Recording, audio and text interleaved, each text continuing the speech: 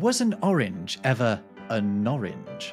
Why does half of the word helicopter keep spiraling off into other words? And what does Alice in Wonderland have to do with sexting? Pick up a mocktail, sit back and chillax. Join us down the rabbit hole on another Words Unravelled.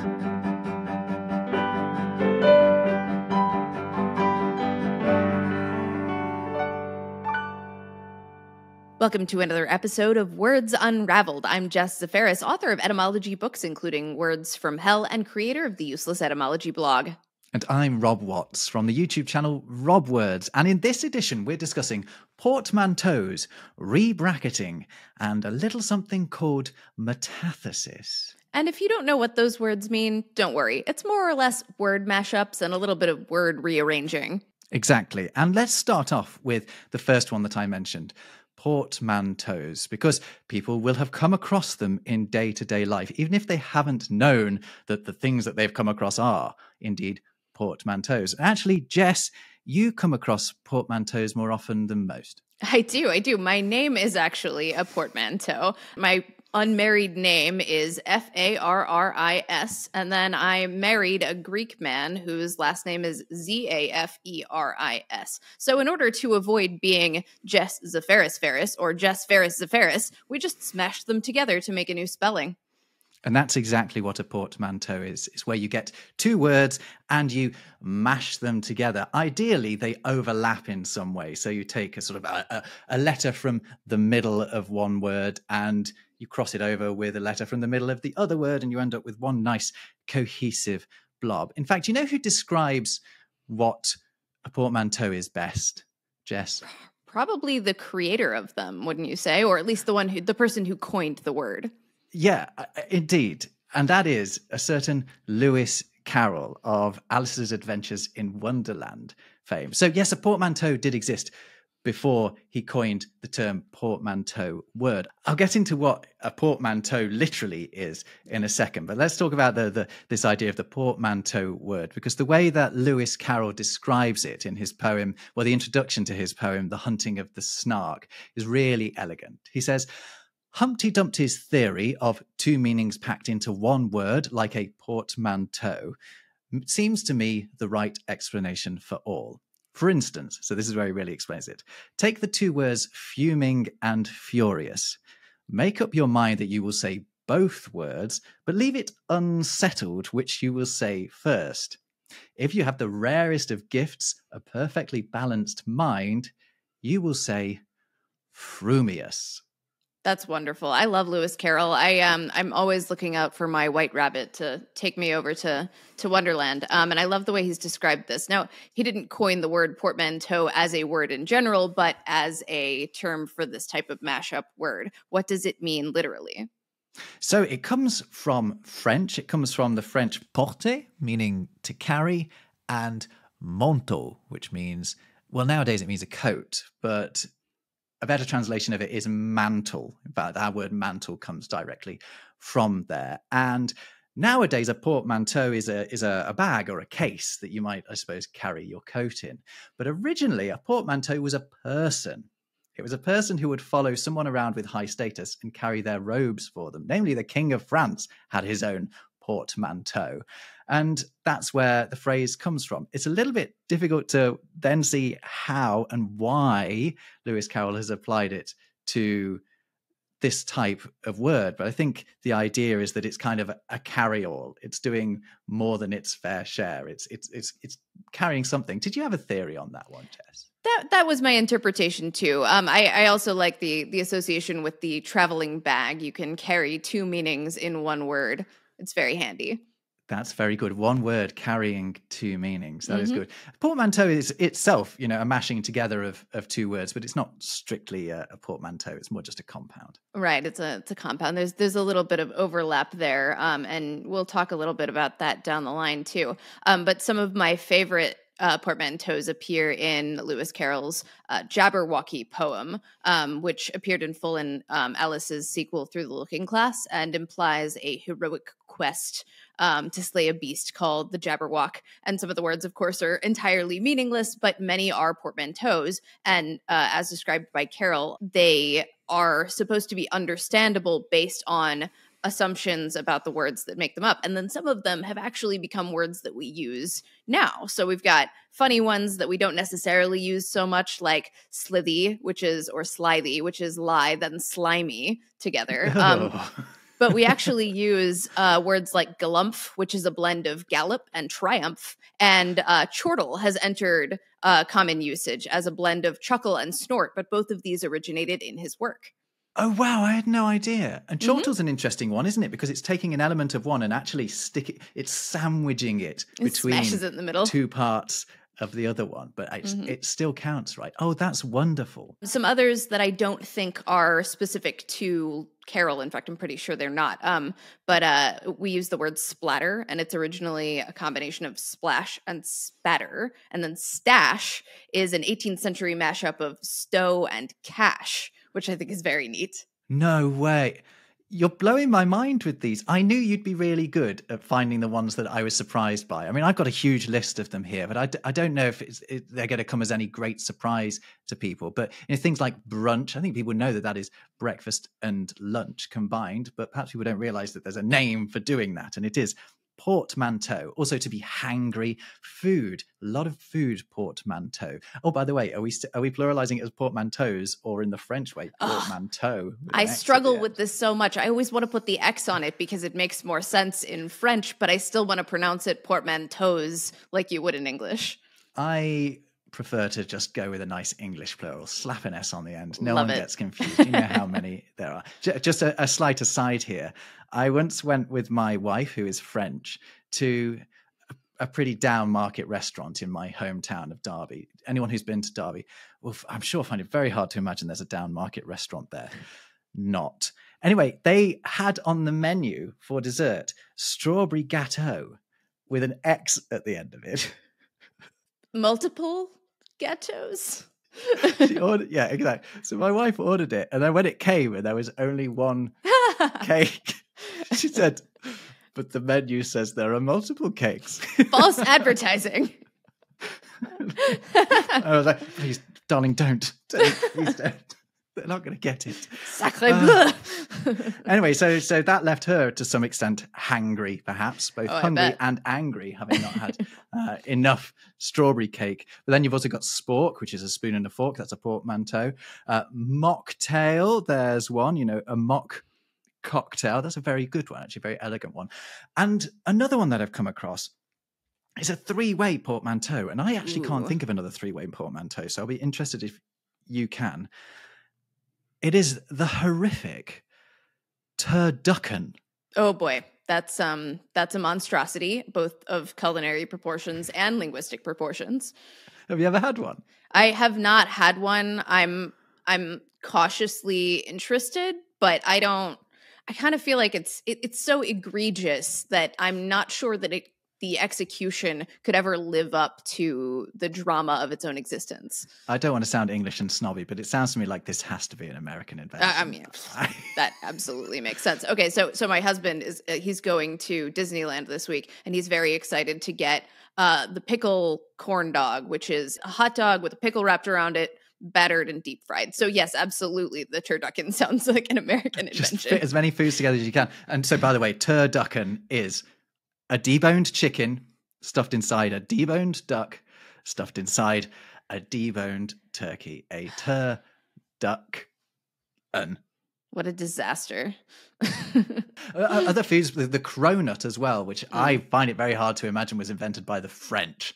Yeah, I believe that. And especially, I want to say donuts are also, like, although they're inspired by many European dishes, I believe they were popularized in New York.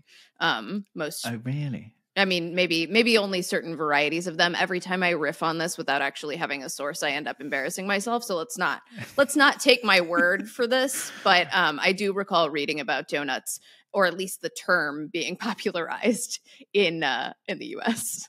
We've noticed that nature and food are not necessarily our strong points, are they? By the way, donuts are a big sore point here in Germany, because there's two ideas. Everyone says, when JFK said, "Ich bin ein Berliner," he was supposedly saying, "I am a donut," right? I mean, that is kind of correct, right? The name for the sort of donut that is kind of a jam-filled puff ball, right? That is called a Berliner in a lot of Germany, but not in Berlin. In Berlin, it's called a Pfannkuchen, which means pancake, which is even more confusing because a pancake should not be that round. It should not be that three-dimensional, to my mind. So everybody in Berlin kind of understood what he was talking about. Yeah, they knew that. It was more likely that he meant that he was someone who lived in Berlin. Yeah, that is what people in Berlin call themselves. They call themselves Berliners. Anyway, we digressed, as we always do. Now that we're on politics, though, one of my favorite portmanteaus is gerrymander. Are you familiar with this one? Ooh! It's ringing a bell, but go on. So gerrymandering is where you redraw voting districts to benefit a certain candidate. And it's named after Elbridge Gerry, the Massachusetts governor in 1812, who would later be vice president under James Madison. And he created a very convoluted, some even the way it's drawn in illustrations from the time, draw it as a dragon, which a salamander was a dragon-like fire beast before it was a word for a little real critter. And so the word mashes up his name, Jerry, and salamander into gerrymander to capture this nonsense shape. That's wonderful. So that's a political one. I wonder if there must be more political ones. I can certainly think of a few from the world of economics and a few that have become very relevant in recent years without wishing to talk shop too much. But shrinkflation is one of them. Absolutely. And you've also got slumpflation as well. Slumpflation, I guess, is an economic slump combined with high inflation. Let's not economy shame here. You could also have stagflation as well. If if your economy is sort of just bumbling along, not really growing at all, but you've got high inflation. Oh, like stagnant. That makes sense. Mm-hmm. Stagnant inflation. At first I heard stag and I was like the deer. No, it says in stagnant, but it's not good. For me, it's not a good portmanteau because there's no crossover of the letters between stagnant and inflation. Yeah, they're more fun when they fully combine to create a new funny. Exactly. In fact, all of these, shrinkflation, shrinkflation's all right because you kind of got that in thing going on, but slumpflation, a lot of these I'm not very happy with. A much better one from the world of economics, the word of mathematics, I suppose, although you really probably shouldn't be deploying it too often, is guesstimate. That one works very nicely. Yeah, that one flows pleasantly, though. I think its usage in the corporate world has put me off to it just a little bit. I mean, I just wouldn't use it, right? I would just use guess or estimate. Right. There are a few like this, and they seem utterly pointless to me. I'm thinking of chillax. Like to chill and relax are the same thing. Ginormous is another one. Gigantic and enormous, kind of the same thing. Disastrophe as well. If you really want to stress something's bad, I guess disastrophe is good. But, catastrophe, disaster, you're kind of just getting at the same thing twice. One of the cuter ones that I've seen is adorkable, which I think both of us really are. Yes, we are. And that word is also adorkable in itself. It is.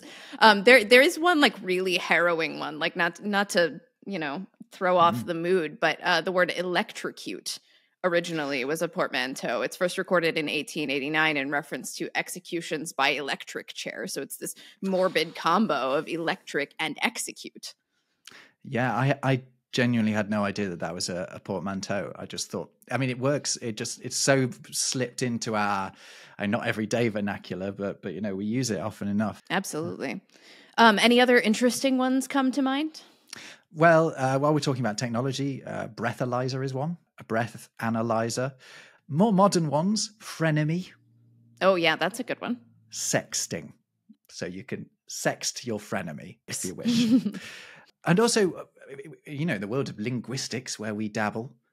You've got here in Germany, we talk about Denglish when someone mixes their Deutsch and their English, their German and their English, and Spanglish.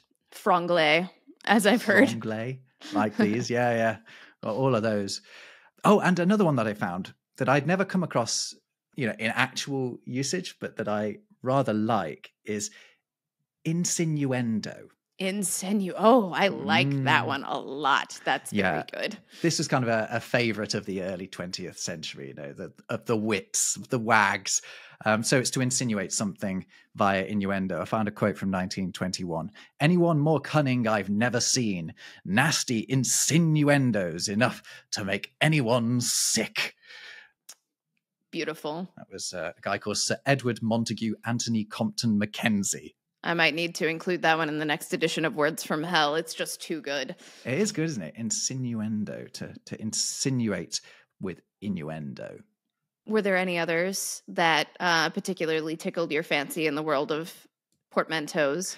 Well, while we're talking about tickling, there is one that made me and a lot of my friends laugh when we were at school, because a couple of decades ago, Nissan, they ran a campaign called Do You Speak Micra, to advertise the Nissan Micra car, this very small little car. And the advert was just them coining portmanteaus. And I don't remember all of them, but one of the ones that I remember they coined was, it's both spacious and safe. It's spafe. It's, oh dear. I don't like that at all. It's a horrible word, isn't it? Spafe. Yeah, not into spafe at all. But so we had a lot of fun in the playground coining our own. For example, it's shiny and bright. It's, well, people can work that one out for themselves. Spiny or briny, but those mean different things too. That's what we meant for sure. Oh, that's good. Very nice, very nice. Any more, Jess? One that I think is interesting, I don't know that you might call this a portmanteau because we've entirely lost the concept that made it up, but the word bridal is lying about being an adjective, and it is a mashup of words. And you might even say it's more of a compound. We have the noun bride, and we have the corresponding adjective bridal, and we have the noun groom, but we don't have groomal. I mean, you can have it and you can use it if you want, but like typically people don't. And one of the reasons is because bridal has been lying about being an adjective for 800 years. It looks, for all intents and purposes, as if it has that French-derived AL ending on it, just like logical, except this isn't as logical because it doesn't have a suffix at all. What it is, it's a combination of the words bride and ale, because in Middle English, you could combine a word with the word ale to turn it into a party. So a scythe ale, for example, was a harvest party after you had people, cutting down wheat and such. And same with bride. A bride ale was a party thrown for a bride, which I think is super interesting. And it got mashed up into one word. It was treated as a compound word, but it was misinterpreted as an adjective as like Norman French took over and evolved English into early modern English. Right. So bridal wear should technically then be anything you can wear to a bridal party of sorts, to which would mean that basically fellas can go into the bridal wear section. I certainly think so. I mean, it's definitely now treated entirely as an adjective, but I do think, since it is an adjective, it should have, we should have more options for groom to have an adjective corresponding to it, groomal, groomulous, groomulific, whatever you like. Groomulous. I like groomulous.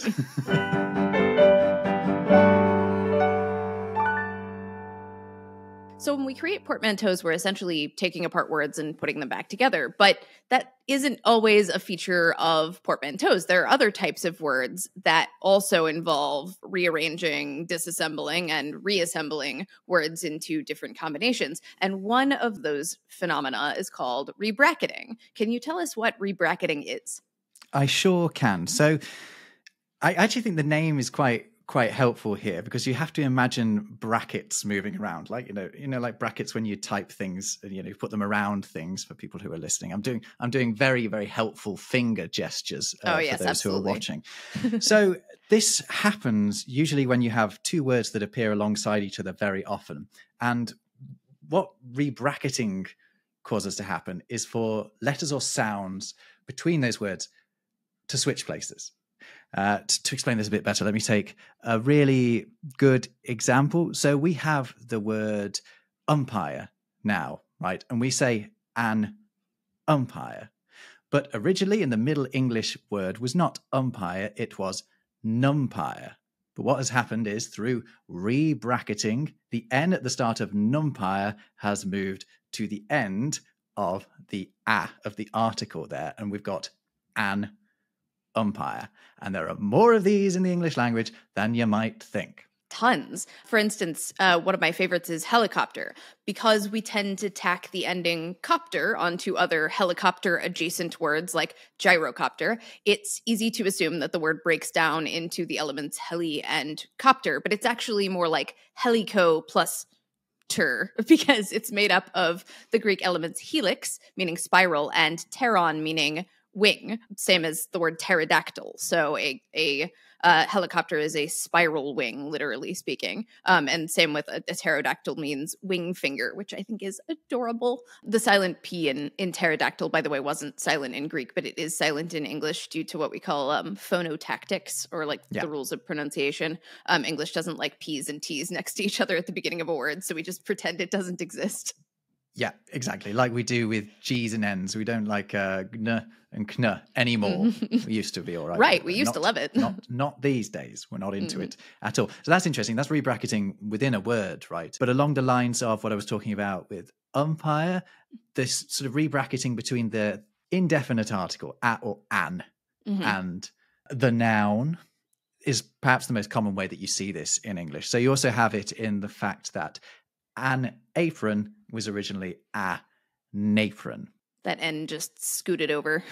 Exactly. Yeah, because we get the word napron ultimately from French. And to this day, the French word for a tablecloth is une nappe, right? It's N-A-P-P-E. And also, apron is related to the word napkin. Napkin is just a small tablecloth, a small nap. So yeah, it was originally a napron.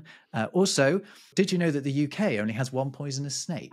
Correction. It's editing Rob here. I know I just said poisonous when I should have said venomous. Sorry, just thought I'd get ahead of that one. End of the correction. I didn't know that. What kind of snake is it? It's an adder. An adder. There you go. Or as it originally was, a nadder. And indeed in German over here, it's called eine Natter, right? So it's still got that N at the start of it. But it doesn't always work that way. It's not always the that's sucking away the N from the noun. The reverse has happened with the word newt, because a newt was originally an ute. Ta-da! Interesting. And that's, we also see this phenomenon with nickname, right? Which was originally an eke name. Eke means additional. So a nickname is an additional name. And it's been misinterpreted and rearranged and rebracketed into nickname, with folk etymology influencing the name Nick on it. Yeah, Nick is associated with the devil, right? And when it pops up, it's usually a reference to the devil. So I wonder if that's sort of folk etymology is invoking the idea of it being a sort of devilish alternative name. Actually, in Swedish, I notice you can still say uknamn. I will not be pronouncing that correctly, but it begins with an O with an umlaut over the top of it. And yeah, no N at the start of that term either. Interesting. That's cool. And so, yeah, I wonder if it is that like devilish sense. Nick ends up in idioms for the same reason as like Jack does. Both of them were kind of generic names. Nick with more of that devilish twist, but it's also short for Nicholas. So it's difficult to say what exactly inspired that rebracketing and respelling. I'm thinking of devil's fart bread, pumpernickel. Oh, yes. There you go. Goblin fart, right? And a lot of this rebracketing happens during the Middle English period. And we've been left with so many of these slightly wrong words, if I can use the word wrong. Yeah, why not? I mean, they're a result of a mistake, of a misunderstanding. But thankfully, not all of them made it through to modern English. For example, there are citations of the word nostrich instead of ostrich in Middle English. It should be ostrich. There's also napple as well. So I think some places on the internet will tell you that our word apple should be napple.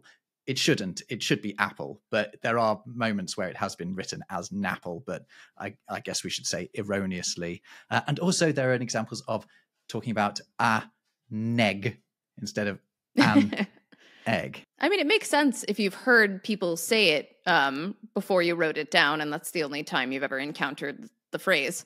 Which would have been the case for most people, right? This is the only, the printing press is just invented or not yet invented for most of the Middle English period. So people won't have seen this written down. No one's literate, so they're just making the best of it that they can. One that I couldn't quite get to the bottom of. So I was looking as one does at Robert Corddry's table alphabetical. You know about this one of the very, very, very first, if not the first dictionary, right? It's just a list of slightly obscure terms, usually terms from Latin or French, and a very, very brief explanation of what they mean. And in there is the word annoyance. Like an annoyance? Yeah, exactly. Which is annoyance. So it's rather than an annoyance, which is really awkward to say, and you can see why. But why I say I couldn't get to the bottom of that one is that both of those existed in Old French. So both nuance and annoyance exist in French. So it may not be our fault, basically. That makes sense. A couple other examples of the phenomenon we see in helicopter, where words get pulled apart and put back together, almost to create portmanteaus or to create compounds, depending on how collectively the term is assembled, are, say, hamburger. The burger ending gets attached to like cheeseburger and things along those lines, and bacon burger, or simply it's a standalone word. But of course, that's a rebracketing from Hamburg. So burger wasn't necessarily, much like the Berliner. That's the same logic behind the original hamburger. It's a sandwich purportedly from Hamburg. Yeah, there is no German town of Cheeseburg. Right, exactly. Austrian town of Baconburg, probably.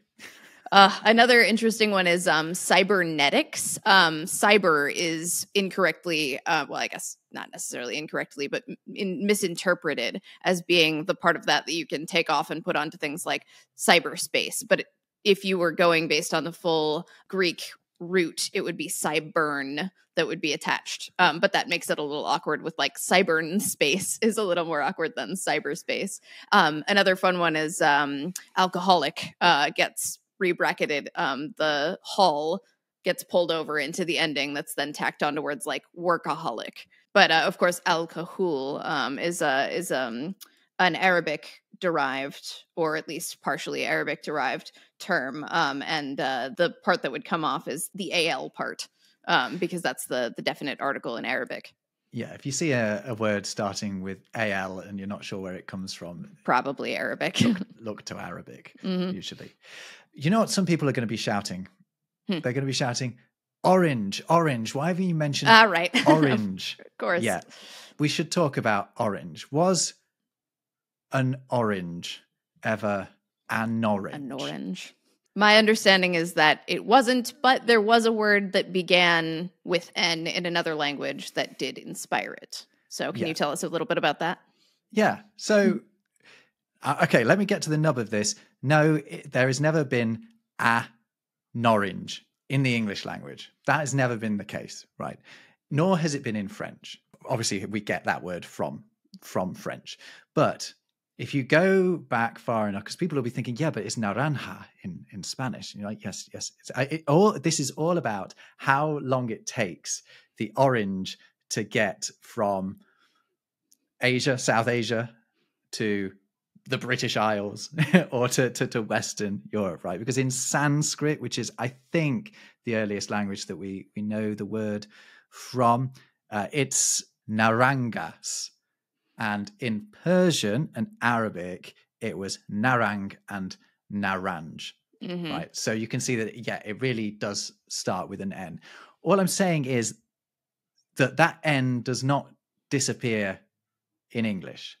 We don't lose that N through our own ignorance and our own confusion with an orange. It happens, it would appear, sometime while the Italians are in possession of the orange, because that's where that N disappears from the start. And then they hand the orange over to the French, and the French hand the orange over to the English, giving us a new word to describe that particular hue, which up until this point we've been calling something like yellow red. And it was the color is named after the fruit, right? That's where we got that. And then the fruit after the tree, it's a norange tree. The tree was called the norange, or the any of the other words that you cited there, which we'll have to talk about color words on a future episode because they get all kinds of crazy. They really do, yeah. Oh, by the way, on oranges, the French called it a pomme d'orange, which is an orange apple. Which orange apple fits in with what you were saying about it being named after the tree rather than, it's the fruit of the orange tree. A lot of fruits and vegetables have been called apples in the past. I've also, I want to say cucumbers at one point were called earth apples or something along those lines. And potatoes, of course, pomme de terre. Yeah, completely true. Cucumbers were apples.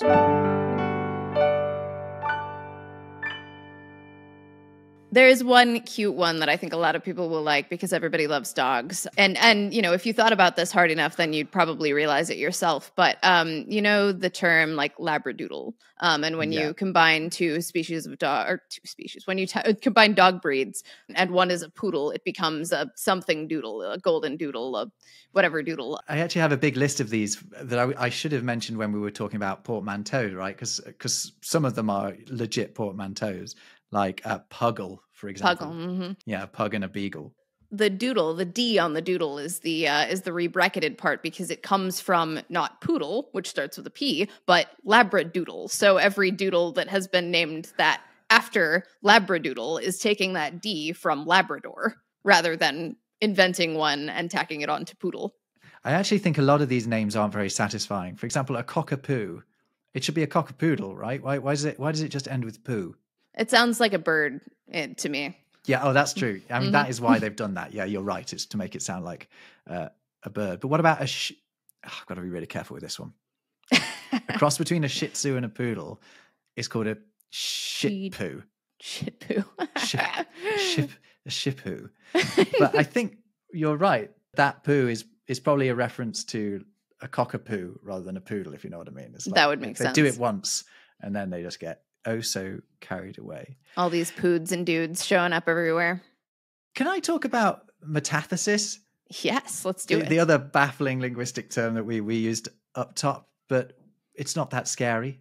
So we've been talking about when letters swap between words, but when they swap around within words, that's called metathesis. A good example of this is how you sometimes hear people say arcs instead of ask.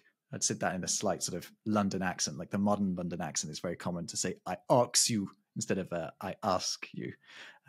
That's metathesis. You see how the K and the S sound have swapped around. That also happens a lot in American dialects. And so many people are quick to point out that it's like to say that it's incorrect, but it's correct in that dialect. Yeah. Although what I do not really get on board with is when you will hear people saying, well, you know, in Old English, it could be Askian or Axian, as if people are invoking the Old English forms of the word. Yeah, I don't think so. It's not That's a stretch. It's just the same phenomenon happening twice, once in the 11th century or whatever, and once in the 21st century. And I think that's kind of neat in its own way. It's also a cute thing that kids do too. Like my cousin used to say biscotti instead of spaghetti. Oh yeah, that's a good one. And we do it more than you might think as well. For example, a lot of people will say comfortable instead of comfortable. Yeah, it works better in an American accent, like with that sort of roticity. Would it be comfortable? It would be ridiculous for me to say comfortable. Like it would... yeah, exactly. Yeah, but I would say comfortable, which is just, you know, as we tend to do in British English, just to skip half of the sounds anyway. And also you get it when, actually, to be honest, have I ever heard anyone say purdy instead of pretty? I don't know. I would say that I say that to my dog a good bit. Oh, okay. Adorable. Well, that's the cutest form of metathesis that I can think of. Although there is more cuteness in the fact that a bird was originally a brid. Yeah, that's right. Less cute was a wasp, was a waps. In Old English and in Middle English. Actually, my favourite form of that word is wappies, one of the Middle English forms of a wasp. That is adorable, and I don't know, Wappies. maybe kind of describes the I might hate them less if they were called wappies, right. but as it is, I detest them. I agreed. Oh, and the word third, which rhymes with bird. Thrid. Thrid, indeed. Yeah, spelt with that lovely thorn letter from Old and Middle English.